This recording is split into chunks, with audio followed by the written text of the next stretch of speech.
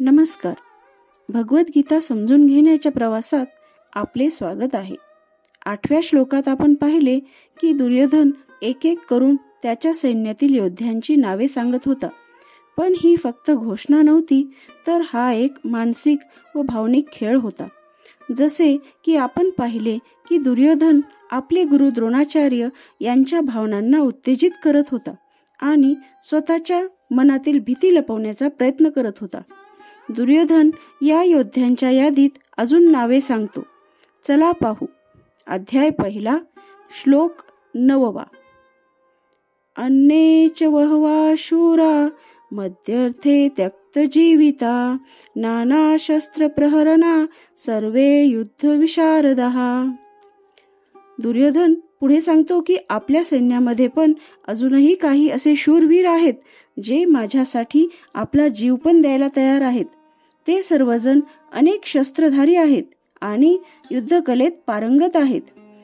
बघा, या श्लोकात दुर्योधन आता बाकी राहिलेल्या योद्ध्यांची नावे न सांगता पूर्ण सेनेबद्दल बोलतो. तो सांगतो की माझ्या सैन्यामध्ये सुद्धा शूरवीर योद्धे आहेत जे हे युद्ध जिंकवून देण्यासाठी त्यांचे प्राण पणाला लावतील. लक्ष देऊन विचार करा की माझ्यासाठी स्वतःचा जीवही देणारे ही ओळ दुर्योधन कोणासाठी म्हणतो आहे. याचा साधा अर्थ असा होतो की आपल्याजवळ असे अनेक निष्ठावान योद्धे आहेत जे आपल्यासाठी लढायला आणि मरायला तयार आहेत.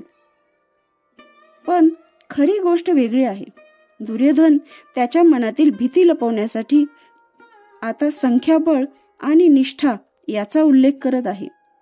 पहिले दुर्योधनाने त्याच्या सैन्यातील वीर योद्ध्यांची नावे घेतली आणि आता तो संख्याबळ दाखवत आहे. हे एक मानसशास्त्रीय शस्त्र आहे. जेव्हा आपल्या मनात शंका असते तेव्हा आपण आपल्या जवळील लोकांची संख्या आणि त्यांची निष्ठा यांचा विचार करू लागतो. जसे की दुर्योधन स्वतःलाच सांगत आहे की मी एकटा नाही, माझ्या सोबत खूप सारे लोक आहेत आणि ते माझ्यासाठी स्वतःचा जीव द्यायलाही तयार आहेत. पण हा आत्मविश्वास आहे का? हा एक शेवटचा प्रयत्न आहे स्वतःच्या मनातील असुरक्षितता लपविण्याचा. या श्लोकाचा आधुनिक जगाशी संबंध आहे. जसे कधी तुम्ही पाहिले असेल की जेव्हा आपण एखाद्या आव्हानाचा सामना करत असतो आणि मनात आपल्याला भीती वाटते, असुरक्षितता वाटते, तेव्हा आपणही असेच म्हणतो की माझे मित्र माझ्या सोबत आहेत, माझे कुटुंबीय माझ्यासाठी काहीही करायला तयार आहेत, माझी टीम माझ्यासाठी लढेल.